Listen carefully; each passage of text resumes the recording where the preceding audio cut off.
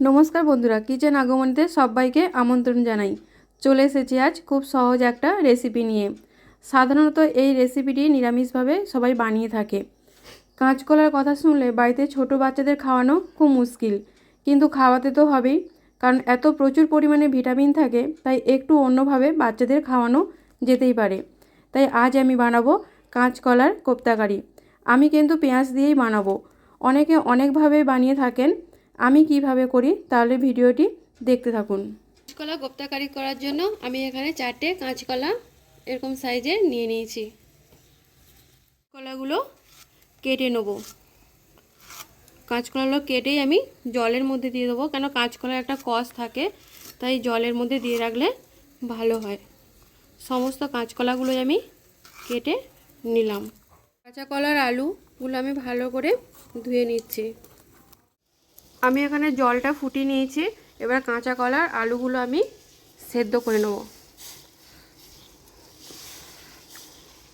পেঁয়াজগুলো কেটে নেব। তরকারি করার জন্য আমি এখানে আলু টুকরো করে নিয়েছি, পেঁয়াজ কুচি, ধনেপাতা কুচি, কাঁচা লঙ্কা 4টে চিড়ে নিয়েছি। এখানে আমি এটা পেস্ট করে নেব। টমেটো, আদা আর কাঁচা লঙ্কা, তেজপাতা, ছোলার ডালের বেসন, সাদা তেল, আদা বাটা, গোটা ধনে, গোটা জিরে, গোটা শুকনো লঙ্কা, ঘি, হলুদ গুঁড়ো, লঙ্কার গুঁড়ো, চিনি, কাশ্মীরি লঙ্কার গুঁড়ো আর নুন। আলু দেখে নেব সেদ্ধ হয়ে গেছে কিনা। সেদ্ধ হয়ে গেছে, আমি এবার তুলে নেব। শুকনো খোলাতে আমি গোটা ধনে আর গোটা জিরে ভেজে নিয়ে গুঁড়ো করে নেব।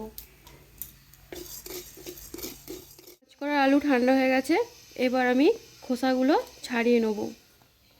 কাঁচা কলার আলু ছাড়িয়ে নিয়েছি। এবার আমি এর মধ্যে দিয়ে দেবো ছোলার ডালের বেসন। আপনারা এখানে ছোলার ডাল ভিজিয়েও বেটে দিতে পারেন। আদা বাটা, হলুদ গুঁড়ো, নুন, লঙ্কার গুঁড়ো আমি অল্প একটু দিচ্ছি, আর সামান্য একটু চিনি, ভাজা মশলার গুঁড়োটা আমি খুব মিহি করে করিনি, দিয়ে আমি সমস্ত কিছু ভালো করে মেখে নেব। হাতে ঘি মেখে নিয়ে আমি কাঁচকলা আলু মশলা দিয়ে মাখা একটা বলের আকারে শেপ দিয়ে নেব।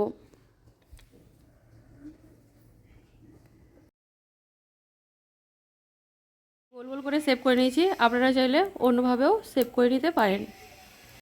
কড়াইটা গরম হয়ে গেছে, এবার আমি এর মধ্যে দিয়ে দেবো সাদা তেল। আপনারা চাইলে এটা সরষের তেল দিয়েও করতে পারেন। আমি আজকে রান্নাটা, তেলটা গরম হয়ে গেছে, এবার আমি কোপ্তা কারিগুলো এক এক করে ভেজে নেব। ভাজা হয়ে গেছে, এবার আমি অন্য দিকটা উল্টে দেবো। উল্টে ভালো করে ভেজে আমি নেব। সমস্ত কোপ্তাগুলো লাল লাল করে ভাজা হয়ে গেছে, এবার আমি তুলে নেব।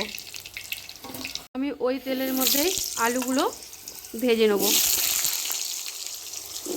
আপনারা চাইলে আলু নাও দিতে পারেন, কিন্তু আজকে আমি রান্নাটা আলু দিয়েও করছি। আলু ছাড়াও কিন্তু কোপ্তা কারি করা যায়। লাল লাল করে ভাজা হয়ে গেছে, আমি আলুগুলো এবার তুলে নেব। তেজপাতা, গোটা শুকনো লঙ্কা, গোটা জিরে, আর দিয়ে দেবো সামান্য একটু চিনি, ভালো একটা রং আসার জন্য। দিয়ে দেবো পেঁয়াজ।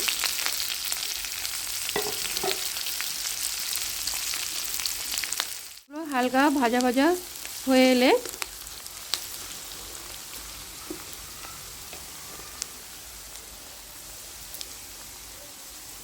এবার দিয়ে দেবো আদা, কাঁচা লঙ্কা, টমেটো বাটা। আবার আমি সমস্ত কিছু ভালো করে নেড়ে নেব। হালকা ভাজা হয়ে গেলে এবার আমি দিয়ে দেবো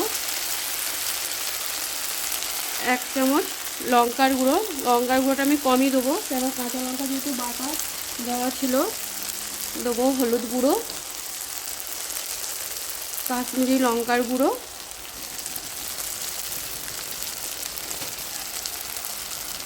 আর স্বাদ মতো নুন। নুনটা আপনারা বুঝেই দেবেন।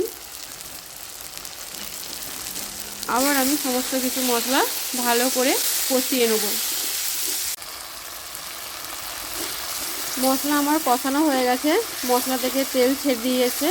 এবার আমি এর মধ্যে দিয়ে দেবো ভেজে রাখা আলু।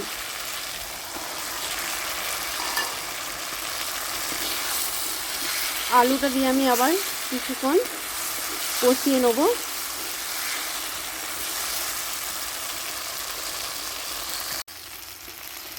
আলু মশলা আমার সব ভালো করে কষানো হয়ে গেছে।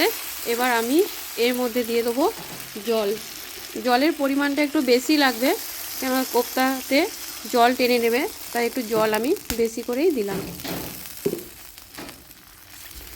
দিয়ে আবার সমস্ত কিছু আমি নেড়ে নিয়ে ঢাকনা দিয়ে দেবো।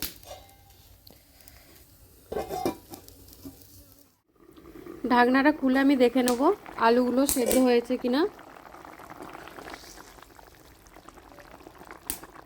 আলু সেদ্ধ হয়ে গেছে। এবার আমি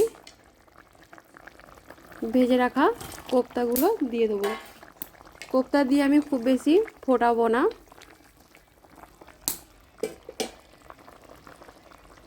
ওপর থেকে দিয়ে দেবো চেরা কাঁচা লঙ্কা। ফুটে উঠলেই ধনেপাতা ছড়িয়ে দিলেই তৈরি আজকের আমার কোপ্তা কারি।